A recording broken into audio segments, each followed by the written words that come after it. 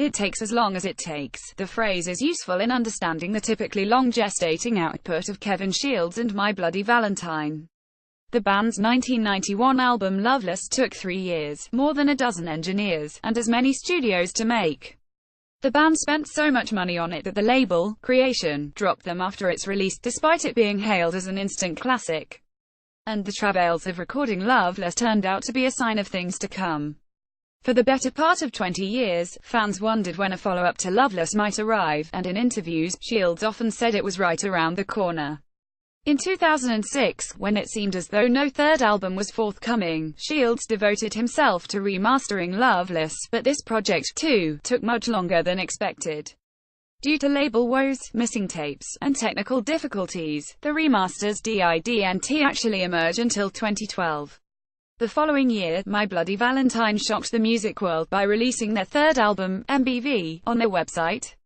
Could there be another album? Yes, possibly, but more on that later. First, as so often with this band, we must go back to Loveless.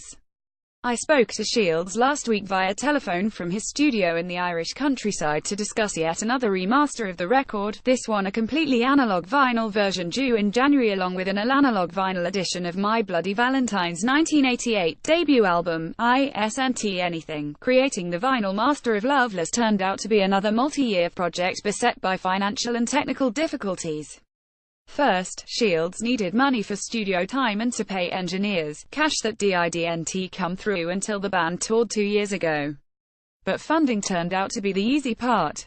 To do a version of Loveless entirely in the analog domain is a tricky thing, because back in 1991, when the record was mastered for CD, LP, and cassette, digital methods were used in its final editing and mastering stages. Loveless is defined by its sequencing and flow, and the brief transitions and interludes between tracks are part of what makes the album special. Those transitions were created at least in part using computers, so to recreate them using purely analog technology meant going back to the original tapes and reconstructing them by hand using tape splices. That was part of Shields' task for the new vinyl reissue, to create an analog master that didn't have a single digital stage. But it was only one part. From there, Shields had to find a disc-cutting apparatus that didn't have a digital process, a rarity in the current landscape. Finding the right facility and making sure its sound was up to snuff turned out to be another expensive and time-consuming proposition. Talking to the 54-year-old about Loveless is fascinating because it's clear that the record is, for him, very much a living thing that exists in the present. He spent about 3 years recording it and has since spent the better part of 5 or more years preparing it for new editions, at great personal expense. While the label machinations, financial woes, and technical problems have to be dispiriting, he does not in any way seem to resent having to spend time with the actual music. It's clear that Loveless is as personal to Shields as any work of art could be to an artist, and it's as though one of his missions in life is to defend its final presentation against shortcuts or any other encroachment on quality. So while one might think of a creative person who obsesses over a single work from long ago as a sort of tragic figure, Shields speaks of Loveless in cheerful terms, and his excitement about it is still palpable, even as he continues to work on new music. It's also clear that sound itself is a holy thing for Shields. He speaks of it in almost mystical terms, the way a certain kind of circuitry can alter the texture in tiny ways that, he feels, can have an overwhelming impact. In his world, every piece of equipment has a role to play in the final product of a piece of recorded music, and each changes the final product in a way that can be expressed emotionally. In creating the analog version of Loveless, he's not trying to create something that sounds better, but rather to create a new way of experiencing Loveless that honors the spirit of the original while inevitably imparting its own subtly different character. Pitchfork: what was the process for this new analog Loveless remaster? Kevin Shields: it's been something I've wanted to do forever. Loveless was recorded on analog tape, and we mixed to analog tape, but we did all of the post-production, all of the editing, and all of that stuff that makes it Loveless, the way it all flows, in the digital domain. Loveless is made up of all the essential songs and bits that link them together, and we discovered that it all existed essentially on tape. So the challenge was to figure out a way of putting it back together again, including the songs that were manipulated digitally, but in the analog domain. Traditionally with analog tapes, if you want to edit something together, you've got to basically find the spot by rocking the tape back and forth and splicing it and sticking the two pieces of tape together. But the crossfades that we had on Loveless were technically impossible to do in the analog domain because a lot of them were very short, yet way too long, to actually recreate with normal editing techniques. So, to get the things fading between themselves in that seamless way that they did in the digital domain, we had to figure out new ways of doing edits.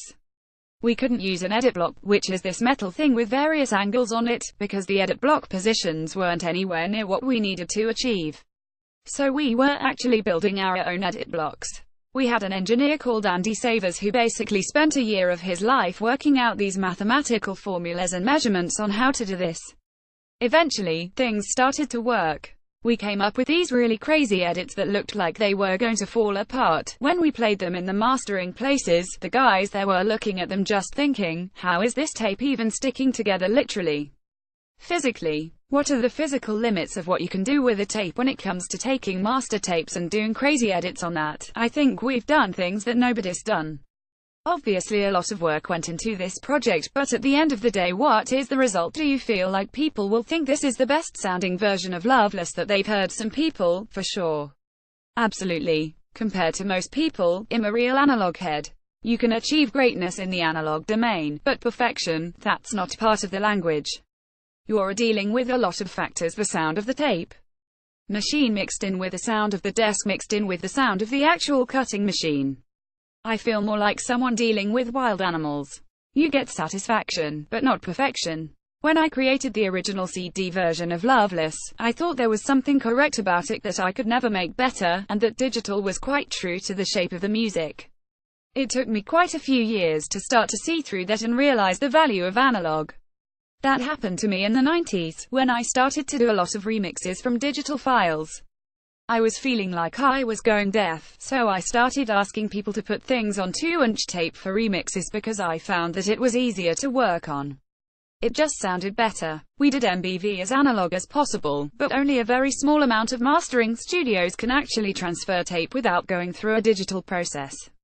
The tape machine that plays it needs to have a preview head, which feeds the computer in the cutting machine and tells it how far the grooves should be away from each other so it can get maximum level on the disc. So essentially, even if you bring tape to a mastering studio, most records will still have to go through a digital stage. Kevin Shields circa 1990.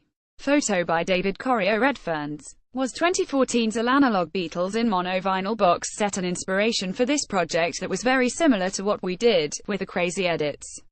We worked with the very same people who did the Beatles stuff and used the same equipment they used, but I didn't really get what I needed from that. The quality of the Beatles stuff was very, very good, but that doesn't mean it's going to work for everybody. What makes it really good for some kinds of music makes it not very good for other kinds. For example, modern electronic music is very hard sounding. You can put it through the Beatles process, which will make it more rich and warm and musical, but it's not really going to help with the slamming aggression very much. A lot of records benefit from being made a bit more lush, but some don't. They start losing their focus. Loveless was like an early version of what a lot of modern electronic records are, in the sense that it was very specific to it was what it was, and it was very controlled within its own domain. It's easy for the record to go a little bit out of shape and start to sound a bit too nice, and I wound up with some really beautiful sounding versions. I remember listening to them going, wow, this is amazing. But then I started becoming very concerned that the energy level wasn't really there. Though you could have made this new vinyl version a 2x LP set, putting less information on each side and improving the overall quality, you decided to do a single disc. Why? I wanted it to actually be played the way it was originally conceived, which is basically an A and B side. Loveless is like a mirror image of itself on each side. It works as a continuous thing. That's where I got a little nuts, but it was one of the things that I got right initially. The obvious thing to do in this day and age would be to cut it onto 2 vinyls. That's something I will do someday, just for the pure sound quality. But from the perspective of listening to it, I didn't want that to be the only version that people had access to, because it just breaks it up. There are compromises. My Bloody Valentine in the 90s.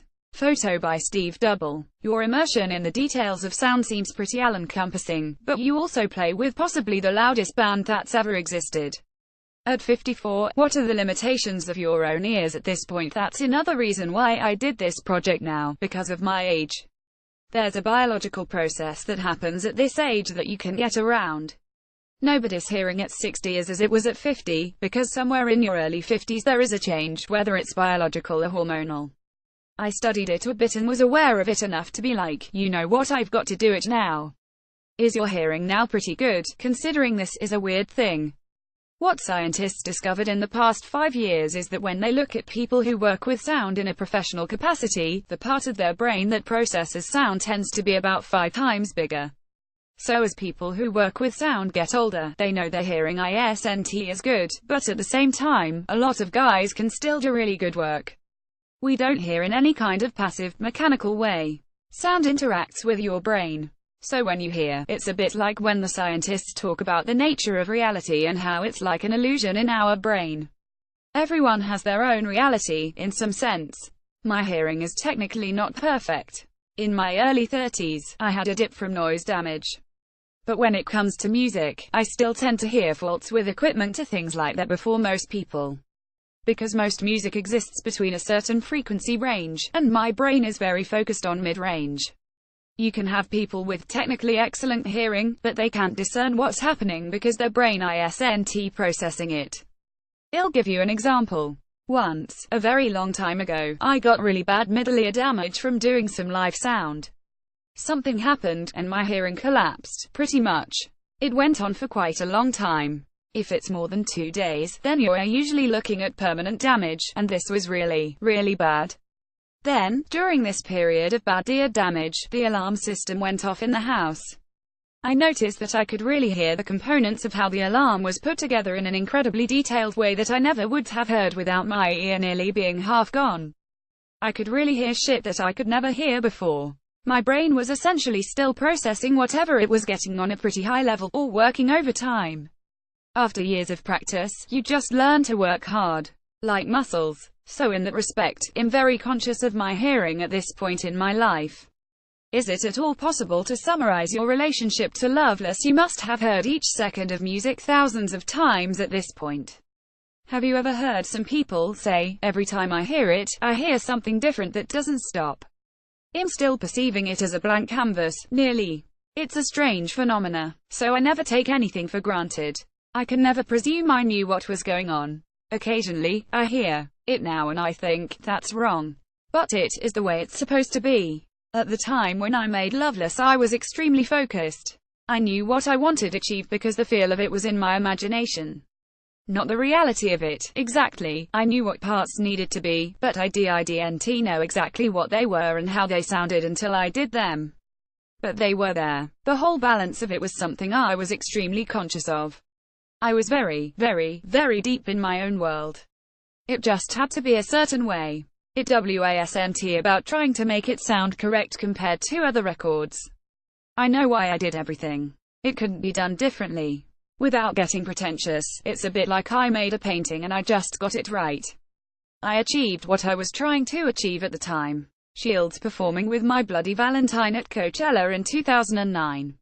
Photo by Wendy Redferns. Are you working on a new My Bloody Valentine album now? We started recording it a year ago, and then we just kept on stopping because of this project. So the last time we worked on it was a month or 2 months ago. I'm still hovering over this project until it's basically in manufacturing, then it's back into the album. Finishing it. Because we're trying to do gigs starting in the summer. We're going to play live again, so that's always a really good way to guarantee that we'll get the record done. So you'd like to have it out next year? Oh, we 100% will. 100%. Basically, the record started off as an EP, and I realized it has to be, like, a mini-album, because it's going to be at least 40 minutes long. So it's going to be an album, but I don't really know how many tracks it's going to be. It'll probably be 7 or 8, by the looks of it. Back to home.